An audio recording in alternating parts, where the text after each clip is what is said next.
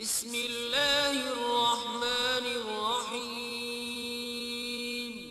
ونصلی علی رسول الکریم اما بعد السلام علیکم ورحمۃ اللہ وبرکاتہ۔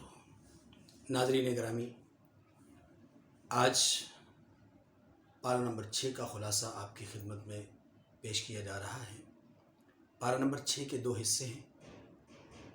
پہلا حصہ سورۃ النساء کا بقیہ حصہ ہے اور دوسرا حصہ سورۃ المائدہ کا ابتدائی حصہ ہے۔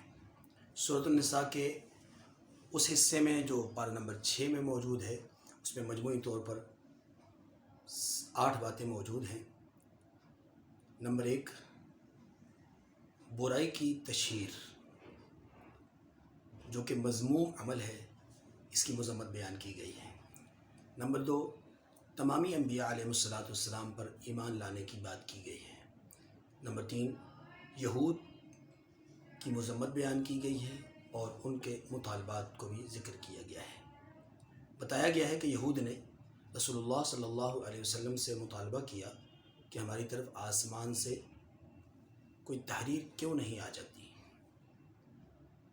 جو اللہ تعالیٰ کی طرف سے ہو اور آپ صلی اللہ علیہ وسلم پر ہمارا یقین اور اعتماد کامل ہو جائے۔ اس کے جواب میں ان کو کہا گیا، بتایا گیا، سمجھایا گیا کہ جو مطالبہ آج آپ کر رہے ہو، یہ مطالبہ تمہارا درست نہیں ہے۔ اگر تمہارے مطالبے کو پورا کر بھی لیا جائے تو بھی تم ایمان لانے والے نہیں ہو۔ وجہ اس کی یہ ہے کہ اس سے پہلے تمہارے بہت سارے مطالبات اللہ نے پورے کیے لیکن تم ایمان نہیں لائے۔ اس کے بعد یہ بھی کہا گیا کہ تم نے اس سے پہلے کیا اللہ سے یہ نہ کہا تھا، اللہ کے پیغمبر موسیٰ علیہ السلام سے یہ نہ کہا تھا کہ ہم تو اس وقت تک اللہ کی بات نہیں مانیں گے جب تک کہ اللہ کو دیکھ نہ لے؟ کیا تمہیں میں سے کچھ لوگوں کو اس سے پہلے موت کے گھاٹ اس لیے نہیں اتار دیا گیا تھا؟ یہ ساری ان کو تفصیل بتائی گئی اور ان کو کہا گیا کہ تمہارے مطالبات درست نہیں ہیں۔ نمبر 4 پر یہاں پر ایمان کے تقاضوں کو بیان کیا گیا ہے اور اس میں یہ بتایا گیا ہے کہ اللہ تعالیٰ نے پختہ علم والے اور ایماندار لوگوں کو، ایماندار ان لوگوں کو قرار دیا ہے کہ جن پر انعامات نازل کیے گئے اور جو اللہ کے رسول صلی اللہ علیہ وسلم پر نازل ہوا اس پر ایمان لاتے ہیں، اور جو کچھ پہلے نازل ہوا اس پر ایمان لاتے ہیں۔ غلط ہو گیا، یہاں سے کٹوتی کرنی پڑے گی، صبر۔ نمبر 4 پہ ایمان کے تقاضوں کو بیان کیا گیا ہے اور ایمان کے تقاضوں میں اللہ تعالیٰ نے پختہ علم والے اور ایماندار لوگ کہا ہے ان لوگوں کو جو اللہ کے رسول صلی اللہ علیہ وسلم پر ایمان رکھتے ہیں اور اللہ کی دی ہوئی نعمتوں کی قدر کرتے ہیں اور اللہ کے حکم کی بجاوری کرتے ہیں، جس میں نماز، زکوٰۃ اور روز آخرت پر یقین وغیرہ۔ تو یہ ہیں ایمان کے تقاضے کہ اللہ کے احکامات کو پورا کیا جائے۔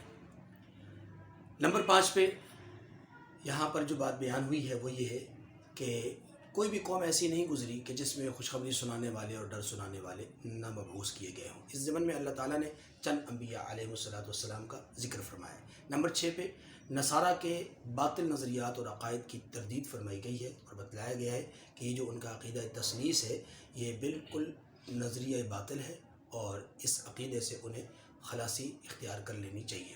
نمبر 7 پہ تکبر کرنے والے جو ہیں ان کی مذمت کو بیان کیا گیا ہے اور ان کے بری خصلت کو بیان کیا گیا ہے۔ اور نمبر 8 پہ کلالہ کے مسئلے کو بیان کیا گیا ہے۔ اور کلالہ کس کو کہتے ہیں؟ کلالہ بنیادی طور پہ اس مرد یا عورت کو کہا جاتا ہے کہ جس کے ماں باپ اور اس سے اوپر والے رشتے میں بھی کوئی نہ ہو اور جس کی اولاد اور ان کے ماتحت یعنی اولاد در اولاد بھی ان کی حیات اور زندہ نہ ہو، ان کو کلالہ کہا جاتا ہے۔ یہ تھا خلاصہ سورۃ المائدہ کا، سورۃ النساء کا وہ حصہ کہ جو چھٹے پارے میں ہے۔ اب آئیے سورہ مائدہ کی طرف۔ سورہ مائدہ مدنی سورت ہے اور یہ چھٹے پارے سے اس کا آغاز ہوتا ہے، 7ویں پارے پہ اس کا اختتام ہوتا ہے۔ اس میں 120 آیات ہیں۔ چونکہ سورہ مبارکہ میں اللہ تبارک و تعالیٰ نے ایک خاص قسم کے دسترخوان کا ذکر کیا ہے اور اسی کو المائدہ کہا جاتا ہے، اور اسی کی مناسبت سے اس کا نام المائدہ رکھا گیا ہے۔ یہ صورت مدینہ منورہ میں ہجرت کے بعد نازل ہوئی ہے، اور روایات میں یہ بھی آتی ہے کہ حضرت عائشہ رضی اللہ تعالیٰ عنہ نے ارشاد فرمایا ہے کہ نزول کے اعتبار سے سورہ مائدہ قرآن مجید کی سب سے آخری سورہ مبارکہ ہے۔ اس سورہ مبارکہ میں مجموعی طور پر 7 باتیں ہمیں سمجھ میں آتی ہیں جو کہ پارہ نمبر 6 میں موجود ہے۔ پارہ نمبر 6 میں جو سورہ مائدہ کا حصہ ہے اس کی 7 باتیں: نمبر 1، اوفو بالعقود، تمام تر عقود کو پورا کرنے کا حکم دیا گیا ہے، خواہ وہ انسانوں کے ساتھ عقود ہوں، کیے گئے عقود ہوں جس میں تجارت ہے، مناکحات ہے، یعنی نکاح وغیرہ کے معاملات ہیں، معاشرت ہے، تمام عقود کو، اور وہ تمام عقود بھی جو اللہ کے ساتھ کیے گئے، جیسے عہد الست ہے، اللہ پر ایمان لانے کا معاملہ ہے، اس کے رسولوں پر ایمان لانے کا معاملہ ہے، اس کے احکامات کی بجا آوری ہے۔ اوفو بالعقود کے اندر تمام احکامات آ جاتے ہیں۔ دوسری بات جو سورہ مائدہ میں یہاں پر موجود ہے وہ ہے حرام چیزوں کا تذکرہ۔ قرآن مجید نے یہاں پر چند باتوں کو ذکر کیا ہے: نمبر 1، بہنے والا خون، نمبر 2، خنزیر کا گوشت، نمبر 3، مردار، اور نمبر 4، وہ جانور جو اللہ کے غیر کے نام پر ذبح کیے جائیں۔ یہ تمام چیزیں اللہ نے ان کو حرام کیا ہے، اور ان کا کھانا، ان کا استعمال کرنا شرعاً حرام ہے۔ تیسری بات جو یہاں پر موجود ہے وہ یہ ہے ایک دوسرے کو نیکی اور بھلائی کا حکم کرنا ہے، اور اس سلسلے میں ایک دوسرے کے ساتھ تعاون بھی کرنا ہے، اور اسی کا دوسرا حصہ کہ گناہ اور سرکشی کے معاملے میں ایک دوسرے کے ساتھ نہ تو تعاون کرنا ہے اور نہ ہی ایک دوسرے کو کہنا ہے۔ یہی جو ہے وہ ایک اچھے مسلمان کی نشانی ہے کہ وہ اچھائی اور نیکی میں ایک دوسرے کا تعاون بھی کرتا ہے، حکم بھی کرتا ہے، اور برائی میں ایک دوسرے کی مدد اس لحاظ سے کرتا ہے کہ وہ برائی نہیں کرنے دیتا اور برائی میں تعاون نہیں کرتا۔ چوتھی بات، یہاں پر طہارت کے مسائل کو بیان کیا گیا ہے جس میں وضو اور غسل کے مسائل ہیں۔ پانچویں بات یہاں پر جو بیان ہوئی ہے وہ ہے عدل اور انصاف کے متعلق بات ہے، اور اسی ضمن میں اللہ تبارک و تعالیٰ نے قابیل اور حابیل کے قصے کو بیان کیا ہے، اور قابیل اور حابیل کے اس قصے میں اللہ تعالیٰ نے بہت ساری حکمتیں اور بہت ساری سبق ہمیں دیے ہیں۔ مثلا ایک بہت بڑا پیغام یہاں دیا گیا ہے کہ حسد اور کینہ یہ وہ چیز ہے کہ جو انسان کو ذلت کی اتھا گہرائی تک گرا دیتی ہے، جیسا کہ قابیل نے حسد کی بنیاد پر اپنے ہی سگے بھائی حابیل کو قتل کیا، اور یہ دنیا میں ہونے والا پہلا قتل تھا۔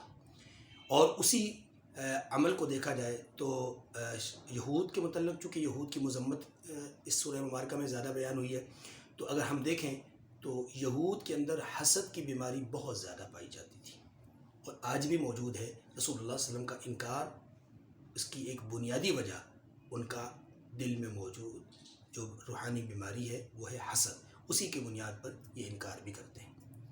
چھٹی بات جو اس سورہ مبارکہ میں موجود ہے وہ ہے نبی علیہ السلام کو یہود اور نصارہ کی طرف سے جو سرکشیاں ہوئی ہیں ان پر آپ علیہ السلام کو تسلی دی گئی ہے کہ آپ ان کی سرکشیوں اور ان کا عدوان سے اور ان کی نافرمانیوں سے پریشان نہ ہوں، اور اسی کے ضمن میں اہل اسلام کو یہ دعوت دی گئی ہے کہ آپ ان نصارہ کے ساتھ اور یہود کے ساتھ دوستی ہرگز نہ کیجیے، کیونکہ یہ دوستی کے قابل لوگ نہیں ہیں۔ آپ کی دوستی مسلمانوں کے ساتھ ہونی چاہیے، کافروں کے ساتھ نہیں ہونی چاہیے۔